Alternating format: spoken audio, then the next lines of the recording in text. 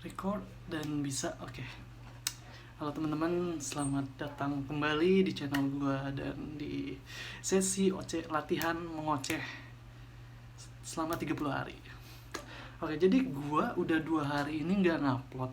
Alasannya adalah pertama, di hari pertama itu yang gue tidak upload, itu gue kalah cuy. Gue kalah guys, gue gagal dalam menjalankan misi 30 hari untuk ngevlog. Di hari pertama itu gue kalah dan gue sangat menyesali hal itu. Dan itu sangat-sangat mempengaruhi gue sekali tuh. Satu kegagalannya itu sangat mempengaruhi gue sekali. Mempengaruhi gue tuh dalam arti kata, gue ngerasa down banget guys. Nggak, kayak gue tuh langsung kayak ngerasa orang yang tidak bisa berkomitmen sama sekali gitu. Hanya dengan satu kegagalan itu doang. Kayak kalau kalian puasa selama 30 hari tuh kayak bolong satu gitu. Cuman pas bolong puasa gue nggak segini banget gitu loh. Cuman pas yang ini tuh wah, gawat sih. Jadi gue minta maaf banget ke kalian karena gue manusia yang melakukan kesalahan masih. Tapi itu bukan alasannya kan, karena gue sudah berkomitmen di depan kalian dan bersama kalian untuk bisa menjalankan rutinitas vlog ini selama 30 hari ke depan. Tapi gue gagal guys, wah tak kenapa gue selalu akan mengucapkan itu ke kalian di video ini, karena gue meratapi kegagalan gue itu banget gitu loh. Emang sih tidak terpancar di wajah gue itu emosi kalau gue tuh sedih guys. Mungkin itu kali ya kenapa gue harus belajar untuk berakting juga, biar gue bisa meluapkan emosi yang sedang gue rasakan di depan kamera gitu. Bukan hanya sekedar untuk meluapkan emosi depan kamera sih gue rasa, tapi juga bagus untuk kesehatan mental gue gitu. Karena emosi itu emang untuk ditunjukkan kan, sebenarnya kita tuh punya emosi untuk sebagai mode pertahanan kita, ya kan? Gue menyimpulkannya kayak gitu. Karena manusia tidak diberikan cakar, ya kan, untuk melindungi dirinya. Manusia tidak diberikan apalagi tuh otot kawat seperti gorila untuk melindungi dirinya, tapi manusia diberikan otak dan emosi. Nah, mungkin menurut gue emosi juga salah satu metode atau salah satu cara untuk melindungi diri kita dari ancaman gitu, ya kan? Apalagi di zaman sekarang ini gitu, kita tuh harus bisa mengontrol emosi. Bagaimana kita berlaku ke orang, ya kan? Bagaimana kita bertutur dengan strata yang di atas kita gitu. Karena ya percaya tidak percaya dan mau tidak mau kita harus terima kalau di kehidupan ini tuh ada hierarki gitu. Walaupun kalian atau gue bilang gue seniman, gue freelance, gue bebas, karena ya namanya juga freelance ya kan free, bebas. Cuman tidak, kita tetap ada hierarki di situ ya kan. Kayak walaupun kita freelance, kita ada manusia bebas mungkin atau seniman atau gimana, tapi kita selalu punya tanggung jawab dengan klien ya kan.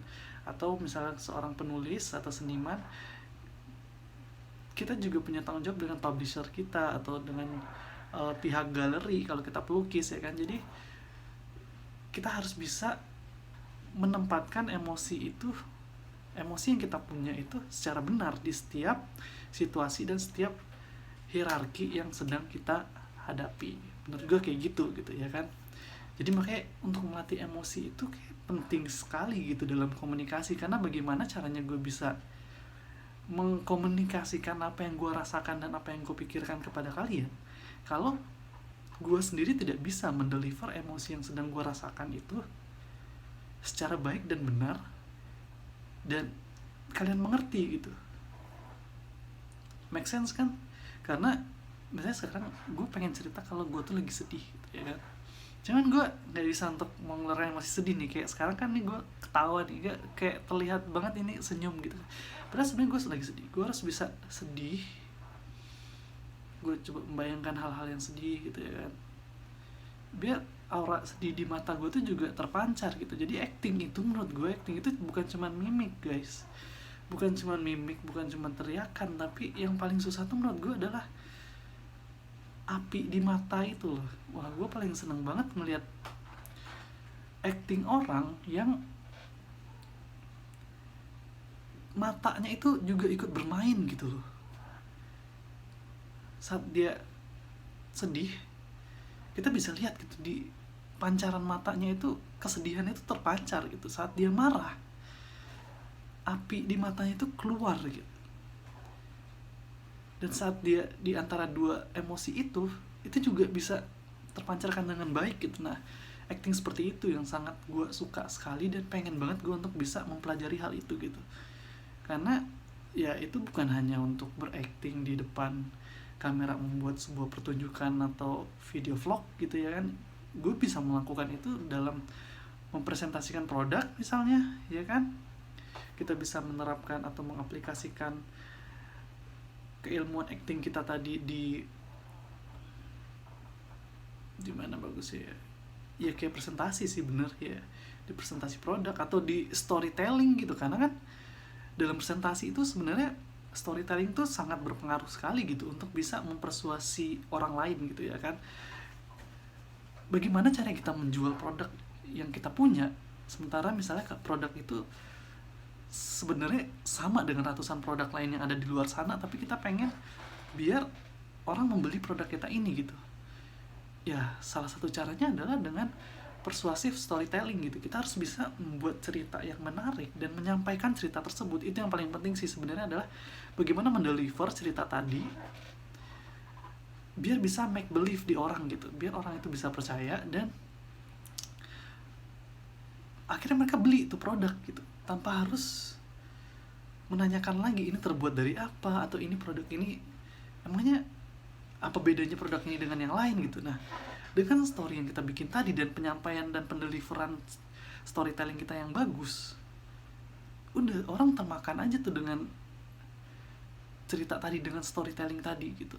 Akhirnya mereka beli produk kita. Nah, itu tuh sebagai seorang salesman, gue sebagai freelancer juga harus bisa menguasai ilmu pemasaran sebenarnya. Pemasaran dalam arti kata adalah karena gue menjual jasa ya kan. Yang gue jual tuh adalah jasa gue, dan bagaimana gue bisa menjual itu atau mempromosikan itu kepada orang lain kalau gue tidak bisa berpresentasi atau berkomunikasi dengan baik ya kan. Nah, hal itu tuh yang sedang gue latih sekarang. Kenapa gue membuat video random ini selama 30 hari itu ya untuk itu tadi, untuk bisa berstorytelling atau bercerita, bertutur dengan baik dan terstruktur gitu. Bukan cuman bercerita dengan cepat, tidak, tapi dengan benar, dengan struktur. Itu yang pengen gue pelajarin banget. Dan gue merasakan dengan beberapa, baru mungkin ini udah seminggu ya gue melakukan hal ini, dan bolos sekali gitu ya kan, tapi improvementnya itu berasa buat gue. Gue sekarang bisa berbicara dengan intonasi yang baik. Menurut gue dengan level gue ya, itu udah baik dibanding dengan 1 minggu yang lalu. Gue sudah bisa mengurangi itu apa sih sebutannya itu ya, kayak penjembatan saat gue berpikir itu loh, hal yang gue lakukan saat gue berpikir itu. Karena itu ya, gue sebagai editor, gue melihat tuh, gue sudah mengedit berbagai macam wawancara, dan ternyata emang benar itu sangat mengganggu sekali di ritme pembicaraan kita gitu. Kita tuh terlihat seperti selalu berpikir apa yang ingin kita sampaikan gitu, kayak kita tuh kurang yakin dengan apa yang kita sampaikan. Nah, tugas gue sebagai editor adalah rata-rata gue menghapus semua itu tuh, gue hapus semua tuh, biar si pembicara bisa terlihat bertutur dengan baik dan benar. Nah, hal itu tadi tuh dari editing yang gue lakukan itu, gue mencoba mengambil berbagai macam metode yang mereka gunakan gitu kan. Ada pembicara yang bagus, ada juga pembicara yang tidak bagus sama sekali gitu ya kan.